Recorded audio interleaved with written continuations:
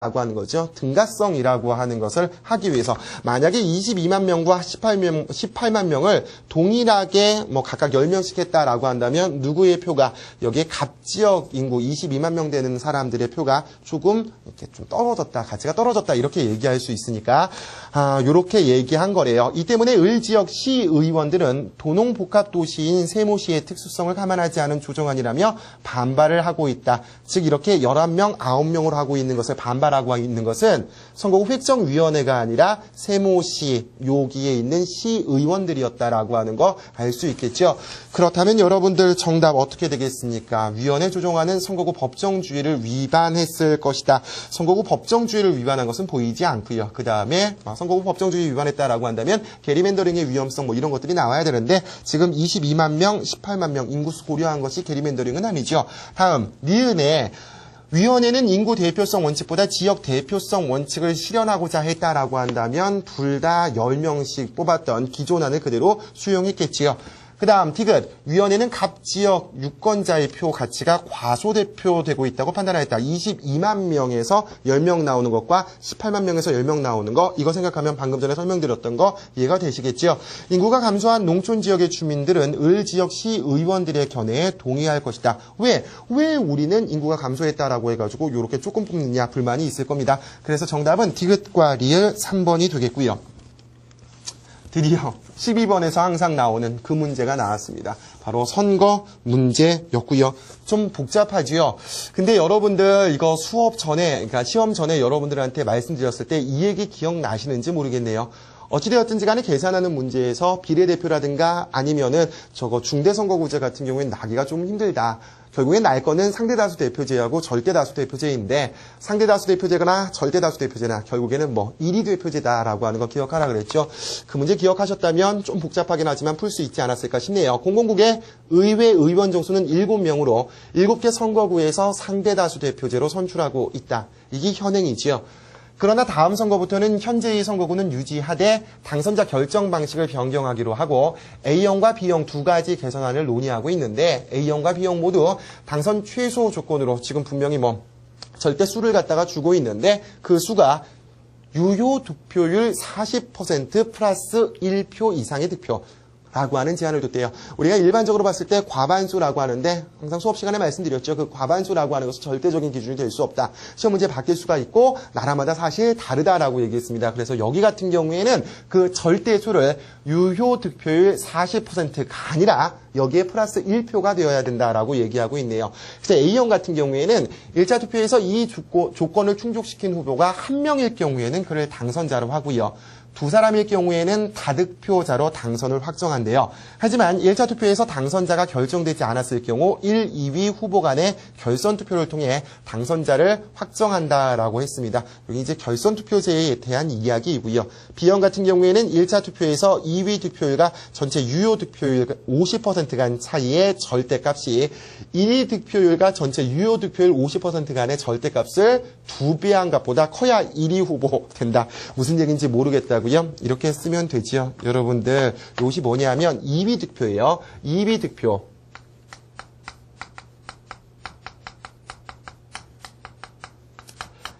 그 다음에 50% 있죠. 이거의 절대값. 이거의 절대값이 1위의 득표율. 이것과 50% 이 차이. 이거의 절대값. 이거 곱하기 2 한 거보다 커야지 된다. 이런 식으로 되어 있는 거예요. 이 절대값이라고 하는 것, 즉 차이를 갖다가 얘기할 때 절대값 쓰는 거는 이렇게 하면 어떻게 계산하느냐에 따라서 예를 들어서 이런 거죠. 여러분들 1 위의 득표율이 40%다라고 한다면 이것을 50-40으로 하면 10이 되겠지만 40-50 하면 마이너스 10이 되잖아. 이럴 때 어떻게 계산하느냐 이것이 아니라 여기다 절대값 붙이자는 거야. 그래서 자연수로 만들자라고 하는 소리이겠죠. 요런 얘기였어요. 절대값이라고 하는 거 그것만 확인하셨다라고 한다면 될 텐데 너무 복잡하게 이게 설명이 되어 있다 보니까 조금 어려웠을 수도 있을 것 같네요. 예, 그래서 이 두 가지 조건을 모두 충족시키지 못할 경우 1, 2위 후보 간 결선 투표를 통해 당선자를 결정하는데 단 1차 투표에서 한 후보가 유효 득표율의 50% 플러스 1표 이상 득표하면 그를 당선자로 확정한다. 역시 결선 투표제인데 둘 다 조금 복잡하게 이야기를 하고 있습니다. 그러면 12번 문제부터 한번 보도록 하지요. 현행 선거제도와 A, B형 선거제도의 일반적 특징에 대한 추론으로 옳은 것은 이라고 되어 있는데 현행 제도에서 사표 발생 가능성이 낮을 것이다. 여러분들 이거 답하셨으면은 조금 안 되죠? 옳은 거. 예, 상대 다수 대표제, 그러니까 여러분들 다수 대표제에서도 상대 다수 대표제 무조건 1등만 뽑는다라고 한다면 사표 쩔죠? 알고 계시죠? 낮다라고 하는 건 아니고요. 그 다음에 A, B형 모두 현행 제도보다 선거 관리 비용을 감소시킬 것이다 라고 되어 있는데 A, B형 둘 다 결국에는 뭐 하는 거야? 잘못됐을 경우에 결선 투표를 즉 2번 한다라고 하는 거죠. 비용은 무조건 높아질 수밖에 없겠네요. 다음 A, B형 모두 현행 제도보다 정당 간 연합 가능성이 높을 것이다. 여러분들 이것도 수업 시간에 한 내용인데 나와줘서 선생님은 개인적으로 되게 고마웠거든요. 근데 어떻게 맞았는지 모르겠네요. 보세요. 이거 같은 경우에는 나중에 결선 투표라고 하는 것을 할 수밖에 없기 때문에 어떻게 한다라고 했습니까? 나중에 여러분들 자기 떨어진 후보자들이 있죠. 그분들을 내 거로 만들기 위한 노력을 할 수밖에 없다라고 말씀드렸는데 기억이 나실지 모르겠네요. 예, 그래서 정답은 3번이고요. 4번 A, B형 모두 정당별 정체 득표율과 의석 점유율 간 차이가 없을 것이다. 여러분들 A, B형이 비례대표는 아니었습니다. 그지요? 둘 다 결국에는 뭐겠습니까? 다수대표제였지요. 그렇기 때문에 요 4번은 차이가 없을 것이다가 잘못됐고요. 5번 현행제도가 A형이 B형보다 당선자의 대표성을 강화시킬 것이다 라고 되어 있는데 현행제도가 제일 대표성을 강화시키는 건 아니겠네요. 그죠? 그래서 여러분들 정답은 3번이었고요. 13번 문제입니다. 가장 어려웠던 문제 중에 하나인가요? 예, 여러분들 이거 차근차근 하셨으면 될 것 같은데 시간이 조금 오래 걸렸을 수도 있겠네요. 예, 표는 공공국에서 실시된 의회 의원 선거 결과이래요. 이를 A형, B형에 대입할 경우 그 결과에 관한 옳은 분석만을 보기 위해서 또 있는 대로 골라 보십시오라고 되어 있습니다.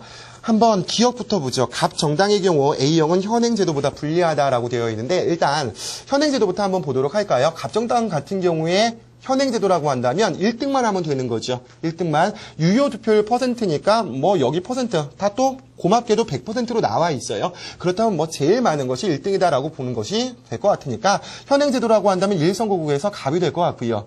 2선거구에서 역시 갑이 되네요. 3선거구 같은 경우에는 글쎄 30%군요. 역시 갑이 되고요. 4선거구제 같은 경우에는 병정당 후보가 되겠죠. 갑은 여기선 당선되지 않겠네요. 그 다음에 5선거구 같은 경우에도 42%의 병정당 후보가 되겠고요. 6선거구 같은 경우에도 40%의 병정당이 되겠네요. 그 다음에 7선거구 같은 경우에는 41%니까 갑정당 후보가 되지요. 그렇다면 여러분들 갑정당 현재 현행대로라고 한다면 4석을 확보할 수가 있겠죠. 그 다음 이번에는 A로 한번 가보죠. A 같은 경우에는 어떻게 한다 그랬어? 40% 플러스 1이다라고 돼 있죠. 1선거구에서는 40% 플러스 1이 누구밖에 없습니까? 갑정당밖에 없죠. 그럼 여기는 당선이 되겠네. 다음 2번 보시면 40 플러스 1, 40% 플러스 1이 지금 갑과 을이 있는데 두 개가 됐을 경우에는 더 많은 애가 당선된다라고 했으니까 당연히 그냥 갑이 되겠죠. 그 다음 3번 같은 경우에는 3선거구에서는 40% 플러스 1이 있어 없어? 없네. 그럼 결선 투표 해야겠죠. 그러면 현행대로 하면 무조건 갑이 되는데 만약에 결선 투표를 하게 된다라고 하면 갑이 된다라고 확인할 수가 있니 없니? 없잖아. 그럼 이거는 아니라고. 다음 4번 같은 경우에는 40% 플러스 1이 병에 있고요. 5번도 40% 플러스 1이 여기 병에 있습니다. 6번 같은 경우에는요. 40% 플러스 1이 없지요. 하지만 갑은 1, 2위에 들지도 않았네요. 그래서 결선 투표 자체에서 갈 수도 없고요. 그러니까 4, 5, 6번은 원래도 안 됐고 돼도 또 안 돼. 바뀌어도 안 된다고. 7번 같은 경우에는 40% 플러스 1이 지금 갑이네요. 그러니까 어디? 이거는 또 당선이 되겠죠. 그래서 A형으로 바뀌었을 경우에 결국에 우리가 확보할 수 있는 거는 확실하게 3석밖에 없다라고 하는 거야. 그렇다면 여러분들 현행이 유리해요? A형이 유리해? 확실한 거 현행이 유리한 거지. 선생님 3번 선거구 같은 경우에 이길 수도 있잖아요. 그건 아니야 얘들아. 확실한 걸 해야지. 유불리 같은 경우에는 유불리 같은 경우 아니 그런 식으로 한다 그러면 4번에도 왜 이길 수 있다? 아니 4번은 아니고 뭐 다른 거에서도 뭐 이길 수 있다 이런 식으로 주장할 수도 있는 거잖아. 이거는 말이 안 돼요 여러분들. 확실하게 되어 있는 것만 한다라고 하니까 그래서 여러분들 거기 기억에 있는 갑 정당의 경우 A형은 현행제도보다 불리하다. 3석 불리한 거 맞습니다. 그래서 기억은 맞는 얘기가 되겠고요. 다음 한번 또 지워보고 니은 한번 보도록 하죠. 병정당의 경우 B형은 현행제도보다 유리하다라고 되어 있는데 현행제도부터 보면 병정당 어디? 1등 한대. 이렇게 돼 있죠. 그래서 현행 같은 경우에 일단 세석을 확보한다라고 얘기할 수가 있고요. 다음 B번 한번 보죠. B번 같은 경우에는 요거 조금 이따가 한번 계산을 한번 해보도록 하고요. 언제 계산을 하느냐? 저기 리을할 때 제가 계산을 갖다가 해드리도록 하겠습니다. 미리 계산한 걸 말씀드리면 B형으로 할 경우에는 병정당 같은 경우에는 4선고구, 5선고구 이렇게 되네요. 그래서 B형 같은 경우에는 2석을 확보하게 되거든요. 그래서 병정당의 경우 B형은 현행 제도보다 유리하다? 아니겠네요. 그죠? 그래서 리을은 제끼는 거고요. B형 어떻게 하냐고요? 한꺼번에 할 테니까 조금만 기다리세요. 다음 A형 디귿입니다. A형의 결선 투표를 치르는 곳, 선거구는 두 곳이다 라고 되어 있는데 결선 투표 같은 경우에는 여러분들 한번 보자고요. 일단 1선거구 같은 경우에는 결선 투표가 필요 없죠. 확실하게 지금 어떻게 갑정당 후보가 52%니까 될 거고요. 그 다음에 2선거구 같은 경우에도 마찬가지로 48, 46, 40% 플러스 1이 있고 둘이 있을 경우에는 더 많이 된 거. 그러니까 갑정당이 되니까 이것도 결선 투표를 할 필요가 없습니다. 다음 3번 보시면 30, 23, 22, 25%로 40% 플러스 1이 지금 없어요. 그러니까 여기 같은 경우에는 결선 투표를 당연히 하게 되겠고요. 4번 같은 경우에도 역시 45. 5번 같은 경우에도 42가 있으니까 아니네요. 그 다음에 6번 같은 경우 40 플러스 1이 안 됐죠. 그리고 7번 같은 경우에는 40 플러스 1이 됐네요. 그럼 결선 투표 안 하는 데가 1, 2, 3, 4, 5, 7이에요. 하는 데가 어디겠어? 3하고 6. 두 가지밖에 없겠죠. 이건 40% 플러스 1이 있는 것만 여러분들이 확인을 하시면 된 거였으니까 그래서 결선 투표를 하는 곳은 몇 군데, 두 곳이다라고 하는 것은 맞는 얘기가 됩니다. 다음 리을입니다. 이것이 계산하기 좀 어려운 경우죠. B형의 경우 결선 투표를 치르는 선거구는 4곳이다 라고 되어 있는데 예시를 한번 드려보도록 할게요. 여러분들 이거 같은 경우에는 어떻게 하는 거냐. 여기 보세요. 잘 보시면 일단 여기 같은 경우에는 2위 득표, 1위 득표를 갖다 같이 알아야 되잖아. 여기 하나하나 해보자. 1등, 그 다음에 2등, 여기 1등, 2등, 여기 1등, 여기, 그 다음에 2등, 여기, 1등 여기, 2등 여기, 그 다음에 1등 여기죠. 그 다음에 2등 여기고요. 그 다음에 여기도 1등이 이쪽, 2등이 여기 있네요. 여기는 1등이 여기 있고 그 다음에 2등이 33이네. 이거 갖다가 어떻게 하는 거냐 하면 여러분들 보세요. 2위 후보죠. 2위 후보가 30%야. 마이너스 50 하면은 절대값 20이죠. 그지? 그 다음에 52, 1등이 그 다음에 50이야. 곱하기 2 하랬죠. 여기가 2니까 4네요. 맞습니까? 그럼 여러분들 거기 보세요. B형 보시면 어떻게 되어 있어? 1위 득표율과 전체, 그러니까 B형은 1차 투표에서 2위 득표율과 전체 유효 투표율 50% 간의 차이의 절대값이 1위 득표율과 전체 유효 득표율 50% 차이 절대값을 2배한 값보다 커야 된다. 지금 2배한 값보다 여기가 크죠. 그래야지 당선된다며. 그렇다면 여러분들 어떻게 되는 거예요? 일단 1 같은 경우에는 이게 결선 투표 같은 경우에는 할 필요가 있어 없어? 없다라고 하는 거야. 그 다음에 2번 같은 경우에 또 똑같이 한번 해보자. 46 마이너스 50이니까 절대값 치워서 이게 4지요. 그지? 그 다음에 저거는 48 마이너스 50이라고. 그럼 절대값이 2잖아. 곱하기 2 해야 되니까 이게 4야. 4하고 4 누가 크니? 누가 크다가 아니라 똑같은 거잖아. 그렇다면 2번 같은 경우에는 여러분들이 이거를 해야 된다라고 하는 거예요. 해야 되는 거. 그 다음에 쭉 내려가서 4번 같은 경우 한번 보도록 하죠. 아니 이렇게 다 계산을 해보면 여러분들 이게 복잡하니까 계산하기 저 싫어하는 거 아시죠? 이런 식으로 계산을 해보면 필요가 없는 것이 1번, 4번, 그 다음에 5번이 되고요. 그 다음 2번, 3번, 6번, 7번. 여기 같은 경우에는 2배가 안 넘는다는 거야. 똑같은 것도 안 되는 거잖아요. 요거만 다시 한번 해볼까요? 25 마이너스 50, 25지요. 그치? 30 마이너스 50, 20이죠. 곱하기 2 했어. 40이잖아. 얘가 더 크네.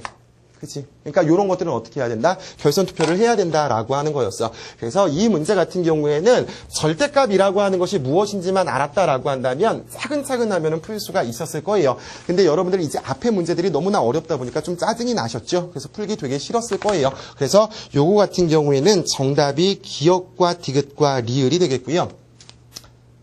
다음 14번 문제입니다. 14번 문제 수업 시간에 맨날 얘기했던 그 표 나왔네. 베스트팔렌 조약 체결되고 유럽 열강의 식민지 개최. 저때 어떻게 유럽의 근대국가 전 세계적으로 확대된다 그랬죠. 그리고 1차 세계대전과 2차 세계대전 사이가 있었고 이때 뭐가 있습니까 여러분들. 이상주의 잠깐 나왔다가 버로우된다라고 얘기했습니다. 2차 세계대전과 독일 통일까지 이때 갖다 우리가 냉전기이다라고 이야기했었죠. 그렇다면 가에서는 유럽에서 민족국가의 국제, 유럽에서의 민족국가, 즉 뭐 우리가 흔히 배우는 국가의 3요소를 가지고 있는 그 민족국가가 또는 국민국가가 이렇게 얘기해도 된다 그랬죠. 국제사회의 중요한 정치 단위로 등장한 건 맞는 얘기고요. 나에서는 몰타 선언, 여러분들 유럽 식민지 개척과 1차